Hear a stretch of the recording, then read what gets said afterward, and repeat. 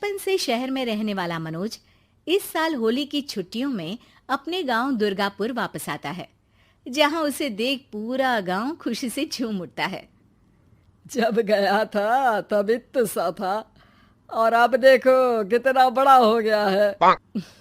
हाँ सरपंच जी, जब मैं गया था तब आप भी बहुत जवान थे और अब देखो कितने बूढ़े हो गए हैं आप। चलो चलो, बढ़िया है। बच्चा घर वापस आ गया। इसी खुशी में आज रात पार्टी होगी।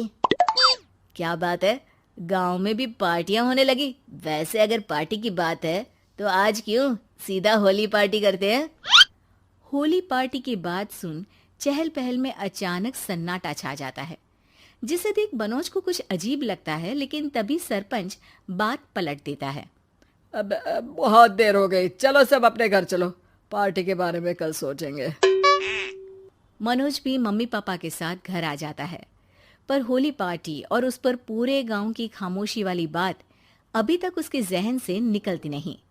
पापा, होली पार्टी की बात पर सब चुप क्यों हो गए थे? अरे होगी उनकी कोई अपनी बात, मुझे गांव की पंचायत ही थोड़ी पता है। थक गया हूँ, चलो सो जाते हैं, कल बात करते हैं। पापा की बात मानते हुए मनोज भी सोने चला जाता है।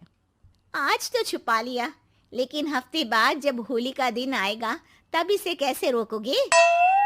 अगली सुबह सूरज के साथ ही मनोज भी गांव घूमने निकल जाता है, जिस पर रास्ते में उसे अपनी ही उम्र के कुछ लड़के भी मिलते हैं, जिनसे दोस्ती कर अब वो उनके साथ घूमने लगता है। इसी तरह कुछ दिन बीत जाते हैं और होली नजदीक आने लगती है।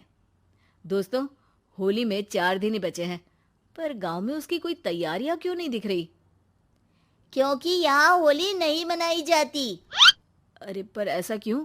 वो राजा भूषण। अरे तुम 4 दिन के लिए आए हो, क्या इतना सोच रहे हो? चलो कुछ खाने चलते हैं। इसी के साथ एक बार फिर होली की बात को टलते हुए देख मनोज को शक होने लगता है। वो घर पहुंचते ही इंटरनेट पर अपने गांव और राजा भूषण के बारे में जानकारी निकालने लगता है। क्या? मुझे आज तक ये नहीं पता था। ऐसा कैसे? किसी ने मुझे कुछ बताया क्यों नहीं?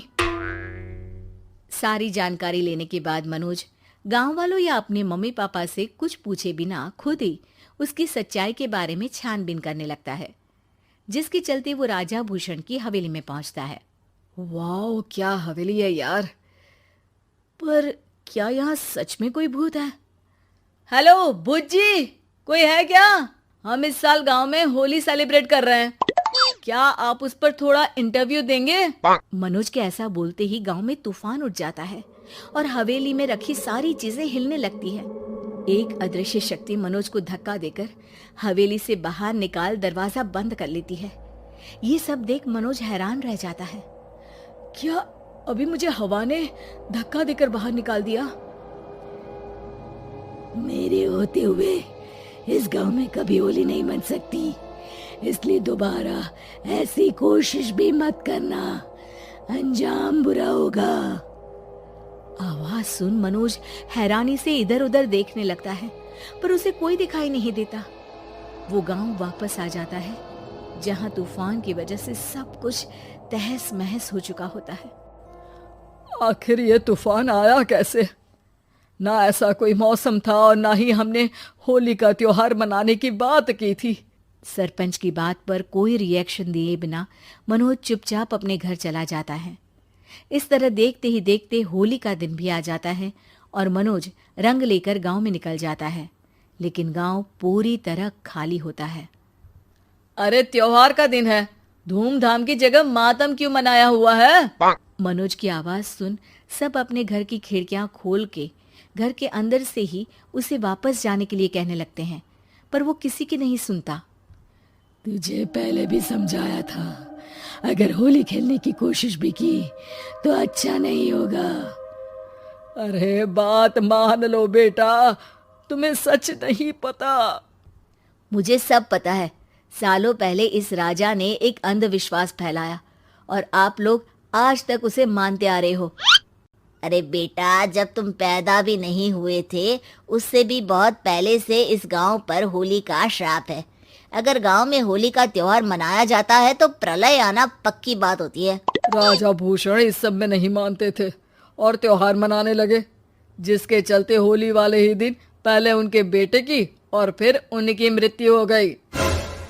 तभी से गांव की रक्षा के लिए उनकी आत्मा उस हवेली में रह रही है। सबकी बातें सुन मनोज उलझन में पड़ जाता है। सोचना भी मत मनोज, अगर तुमने इस परंपरा को तोड़ने की कोशिश भी की तो उसका परिणाम इस गांव और गांव के लोगों के लिए अच्छा नहीं होगा।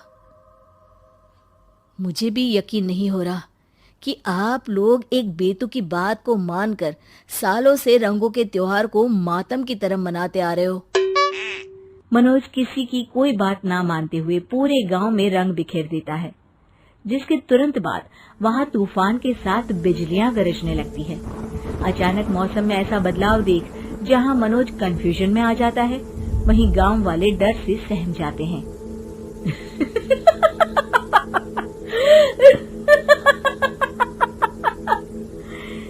इस लड़के ने हमारे जैसे सिर्फ अपने स्वार्थ के लिए नहीं बल्कि पूरे गांव की खुशियों के लिए यहाँ होली मनाई है, जिस वजह से अब इस गांव पर होली का श्राप टूटता है। ऐसा बोलकर राजा का भूत वहां से गायब हो जाता है, जिसके बाद गांव के लोग धूमधाम से होली मनाते हैं। खुशियों के रंग गांव में बिखरे ही होते हैं कि अगली सुबह अचानक मनोज कहीं गायब हो जाता है और एक बार फिर गांव में होली का नया राज शुरू हो जाता है।